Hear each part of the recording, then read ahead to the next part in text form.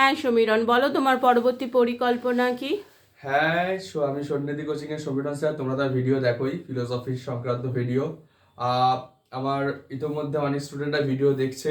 Third same Calcutta ইউনিভার্সিটির video আসছে, আজকেও ভিডিও আসবে। তোমরা সব দেখো, ফলো করো ভিডিওগুলো, তোমাদের খুব কাজে লাগবে। আমি খুব সহজেই বিষয়গুলো বোঝানোর চেষ্টা করি।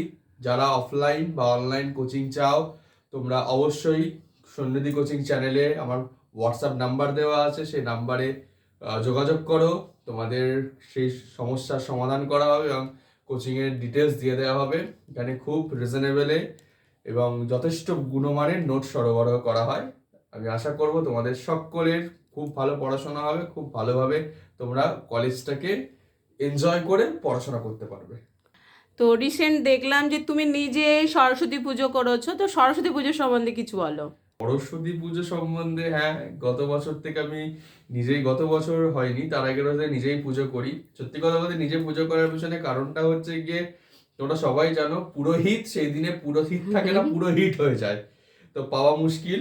তো নিজেই পুজো করা অনেক ভালো, কারণ আমি ব্যক্তিগতভাবে মনে করি একজন পুরোহিত পৈতেধারী, সে ভগবানকে আরাধনা করতে পারবে আর আমি করতে পারবো না, সেটা কোনোদিনও হতে পারে না।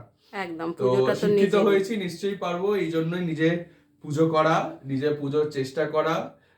অবশ্যই ঠাকুর আশা করে তুষ্ট হয়েছে, সবাইকার সকল মনস্কামনা পূরণ করবে। হ্যাঁ, তোমাকে অনেক অনেক ধন্যবাদ। চলো, তোমার কোচিংয়ে সাফল্য কামনা করো। কামনা করছি।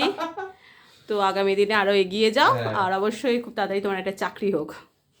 অবশ্যই আমাদের চ্যানেলটাকে ফলো করো, তাহলে অবশ্যই অবশ্যই তাহলে আরো কোচিং সেন্টারটাকে বাড়াতে পারি। অবশ্যই সকলে চলে এসো ভদ্রেশ্বরে হ্যাঁ। এই কোচিং সেন্টারে।